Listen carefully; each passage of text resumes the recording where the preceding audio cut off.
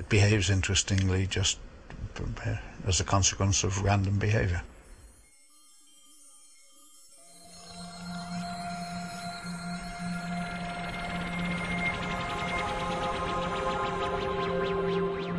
In this random universe, there is no special purpose in our evolution. We are simply the result of atoms, time, and mathematics. Yet some cosmologists still see a greater meaning in our existence. They do not agree that we are coincidental to the universe. The universe, they argue, is irrelevant without us. If you look at the cosmos, right, sure, we're small, but suppose there were no life in the universe. Wouldn't all this beautiful stuff out there be a complete waste if there were no one there to behold it? I think so. I think it's only life which gives any sort of meaning to the universe. And particularly if we turn out to be the only life in the observable universe.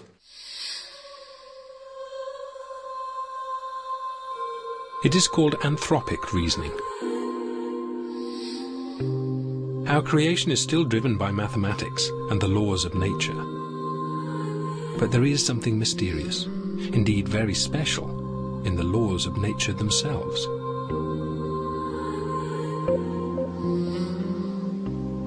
It looks in some respects as though our universe is rather special.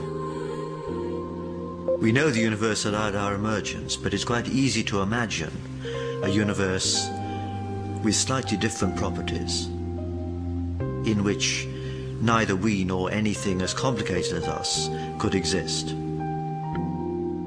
We can imagine, as it were, turning the knobs which were set up at the time of the Big Bang to determine how it expanded and what it was made of.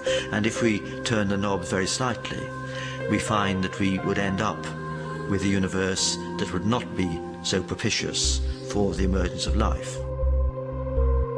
Take gravity, perhaps the most familiar of the laws of nature. Its value determines how much things are attracted to each other. From us being stuck to the Earth circling our sun, to the stars held in place in remote galaxies billions of light years away. Just the tiniest adjustment to the value of gravity in a computer simulation of the Big Bang, and our universe doesn't emerge at all. For example, if gravity were very strong, then anything as big as us would get crushed. If there were no gravity at all, then no stars would be able to form because they're held together by gravity. No planets either. And the other laws are equally fine-tuned. Any slight adjustment to their value, and we would never exist.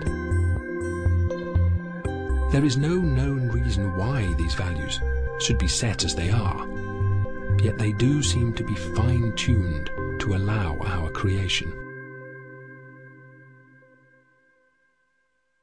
To some of us, not all, to some of us, it looks like we have to live with the idea that the constants of nature, the laws of nature, everything that we know about, somehow was influenced by our own existence.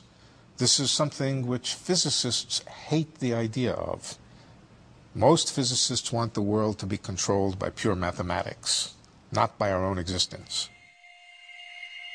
Perhaps there is a rational explanation for why the laws of nature were set so precisely at the birth of our universe. Until we fully understand those first moments, we should not assume any special reason for their values. When we trace cosmic history back towards the so-called Big Bang, as we get closer to the very beginning, we become more and more uncertain. That's because conditions then become more extreme. We lose our foothold in experiment because conditions are more extreme than we can simulate or achieve in any experiment on Earth. So there are great uncertainties. For a while, mainstream cosmologists were content. that once we understood better the underlying reason for the laws being set as they are, fine-tuning would no longer seem so mystical, and would once again fall within the realms of physics and mathematics.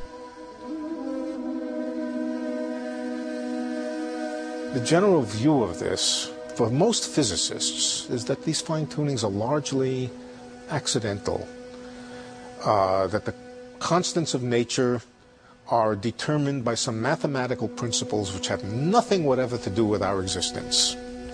Impersonal, mathematical, and we were just incredibly lucky that that mathematics happened to give rise to a universe with all this kind of fine-tuning, just precisely so.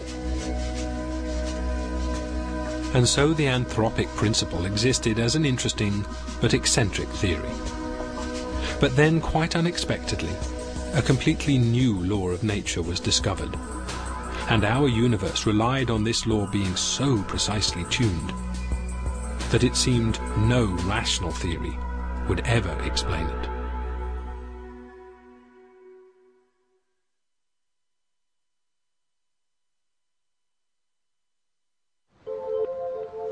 Our universe seems to be defined by a set of numbers which in some sense look special. If we had different numbers, we would end up with a sterile universe. People react to this seeming coincidence in a number of ways. You could say it's the outcome of some kind of design or providence. We could say it's a brute fact we have to accept, because these numbers might be determined by some theory which we haven't yet discovered.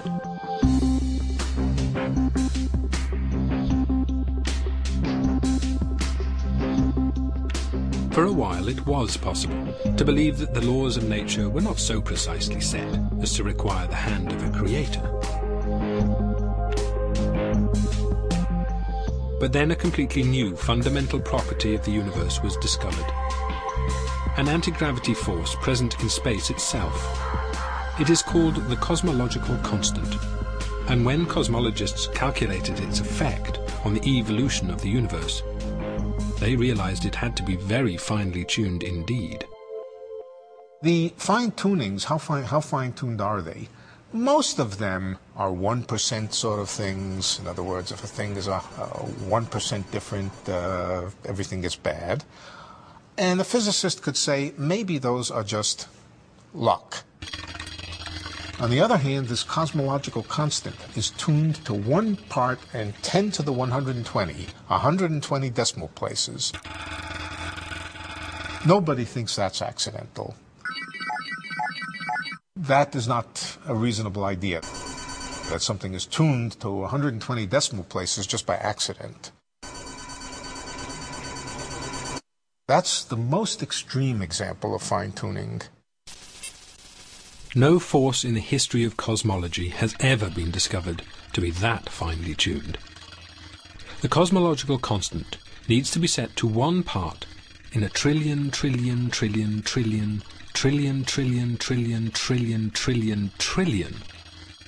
Otherwise the universe would be so drastically different that it would be impossible for us to evolve. That the cosmological constant arrived at such a tiny value by chance seemed to be out of the question, but the alternative explanation was also impossible to contemplate. Physicists did not want to accept the idea that the laws of nature might be controlled by the benevolence of nature. There should be no reason why the luck should just have it that we can exist. It's too much, it's a stretch. It's much too far to stretch. It seemed that hidden in the laws of nature was a value so precise that it was impossible to deny that our universe was designed. But a designed universe requires the existence of a designer, a notion that even the anthropic scientists did not want to entertain.